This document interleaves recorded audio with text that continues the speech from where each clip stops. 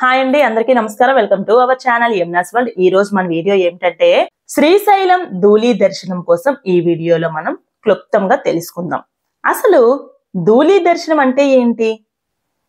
పాదయాత్ర చేస్తారు అంటారు. పాదయాత్ర ఎలా చేస్తారు? ఎన్ని కిలోమీటర్లు ఉంటుంది?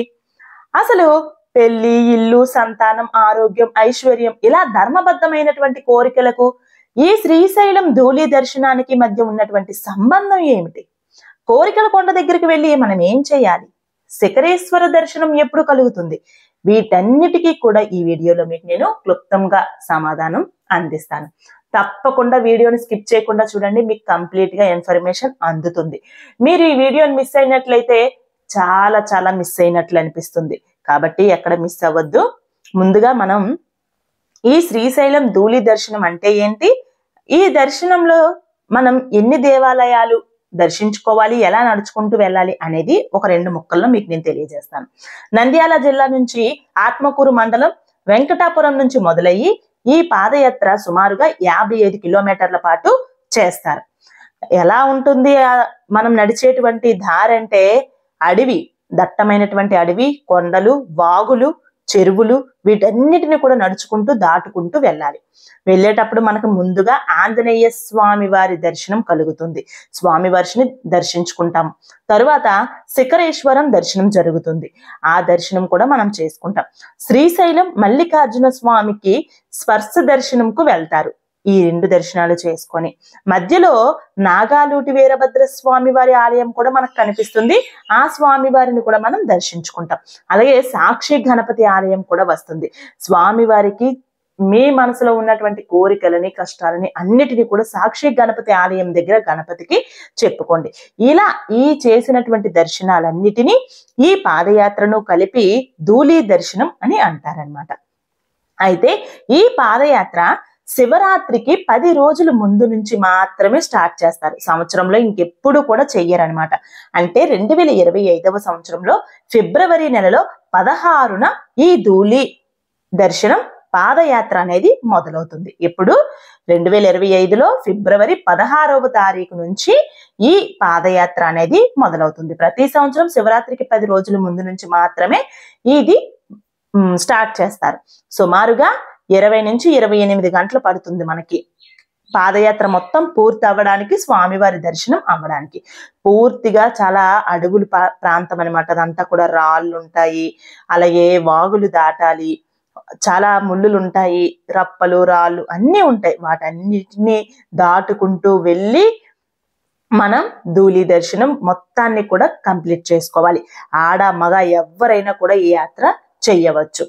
అలాగే ఈ పాదయాత్రలో నల్లమల్ల అడవులలో పెద్ద చెరువు దాటిన తరువాత కోరికల కొండ వస్తుంది. మనం ఈ పాదయాత్ర మొత్తం చేస్తూ ఉండేటప్పుడే ఈ కొండ మీద మన కోరిక చెప్పుకుంటే ఖచ్చితంగా అది తీరుతుంది అని భక్తుల యొక్క విశ్వాసం, అలాగే నమ్మకం. మనం పాదయాత్రలో వెళ్తున్నప్పుడే నల్లమల్ల అడవులు ఉంటాయి కదా, ఆ అడవిలో పెద్ద చెరువు ఉంటుంది. ఆ చెరువు దాటిన తర్వాత ఈ కొండ వస్తుంది అనమాట. మీరు కన్ఫ్యూజ్ అవ్వకూడదని మళ్ళీ చెప్తున్నాను. అలాగే మీరు విశేషంగా పెళ్లి కావాలి అనుకునేవారు చిన్న పందిరి వేస్తారు అక్కడ. సంతానం కోరుకునేవారు ఆ ప్లేస్ లో ఉయ్యాల లాంటిది కడతారంట. అలాగే ఇల్లు కట్టాలి అనుకునేవారు ఒక రాయి మీద ఇంకొక రాయి పేరుస్తారు. కొంతమంది తమ కోరికలు ఆ కొండ మీద మట్టిలో చేతి వేళ్లతో రాస్తూ ఉంటారు. ఇలా విశేషంగా కోరికల కొండ దగ్గర చేస్తూ ఉంటారు. అయితే మీరందరూ చూసే ఉంటారు, ఏ దేవుడి దగ్గరికి వెళ్ళినా కూడా రాయి మీద రాయి, రాయి మీద రాయి పెట్టేస్తూ ఉంటారు. కానీ మనం ప్రతి దగ్గర పేర్చేయడం అలవాటు అయింది. కానీ అసలు రాయి మీద రాయి పేర్చాల్సింది ఎక్కడ అంటే కోరికల కొండ మీద. అది ఎక్కడ ఉంది? నల్లమల్ల అడవుల్లో చెరువు దాటిన తరువాత ఈ పాదయాత్ర చేస్తున్న సమయంలో ఈ చెరువు దాటిన తరువాత కోరికల కొండ వస్తుంది. ఆ కొండ మీద మాత్రమే మనం చెయ్యాలి. అక్కడ చేస్తేనే మనకి మన కోరిక అనేది నెరవేరుతుంది. కానీ మనం సింహాచలం వెళ్ళినా రాళ్ళ మీద రాళ్ళు వేసేస్తూ ఉంటాం, తిరుపతి వెళ్ళినా రాళ్ళ మీద రాళ్ళు వేసేస్తూ ఉంటాం, అన్నవరం వెళ్ళినా రాళ్ళ మీద రాళ్ళు వేసేస్తూ ఉంటాం, విజయవాడ వెళ్ళినా చేస్తూ ఉంటాం. కానీ అసలు మనకి అందరూ పేరు చేస్తున్నారు, మనము పేరు చేస్తాం అనుకుంటే అక్కడ పేదవాడు పేరుస్తూ ఉన్నాడు, ఉన్నవాడు పేరుస్తూ ఉన్నాడు. మరి ఎందుకు కట్టలేకపోతున్నారు ఆ ఇల్లులు చెప్పండి? మనం ఎక్కడ ఏం చెయ్యాలి అనేది మనకు తెలియగలగాలి, మనం తెలుసుకోవాలి.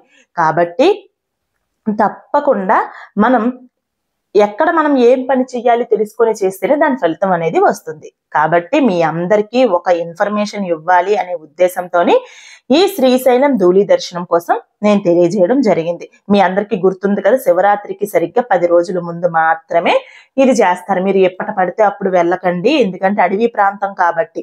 ఈ 10 రోజుల ముందు నుంచి స్టార్ట్ చేసే ధూళి దర్శనానికి మాత్రం జనం ఉంటారు, మీరు హ్యాపీగా వెళ్ళవచ్చు. కాకపోతే నడిచేటువంటి దారి అది కరెక్ట్ గా ఉండదు కాబట్టి చూసుకుంటూ చేయండి. ఆరోగ్యం ముందు చూసుకోండి, ఎందుకంటే పెద్దవాళ్ళు 50 సంవత్సరాలు అలా దాటిన వాళ్ళు వెళ్ళవద్దు, చిన్న పిల్లలు తీసుకొని వెళ్ళవద్దు. మిడిల్లో ఉండి మనం వెళ్ళగలము, మనకి ఆరోగ్యం రీత్యా శక్తి ఉంది అనుకున్న వారు మాత్రమే వెళ్ళండి. ఎందుకంటే ముందు మనం మన హెల్త్ కి ఇంపార్టెన్స్ ఇవ్వాలి. కాబట్టి నేను చెప్తున్నాను, ఫిబ్రవరి 16 నుంచి శ్రీశైలం ధూళి దర్శనం మొదలవుతుంది. తప్పకుండా వెళ్ళాలి అనుకున్న వారు వెళ్ళవచ్చు. మీ అందరికీ కూడా ధర్మబద్ధమైనటువంటి కోరికలని నెరవేరాలని మనస్ఫూర్తిగా ఆ పరమేశ్వరుణ్ణి కోరుకుంటూ మరొక మంచి వీడియోతో మీ ముందుకు వస్తుంది మీ యమున. నమస్కారం.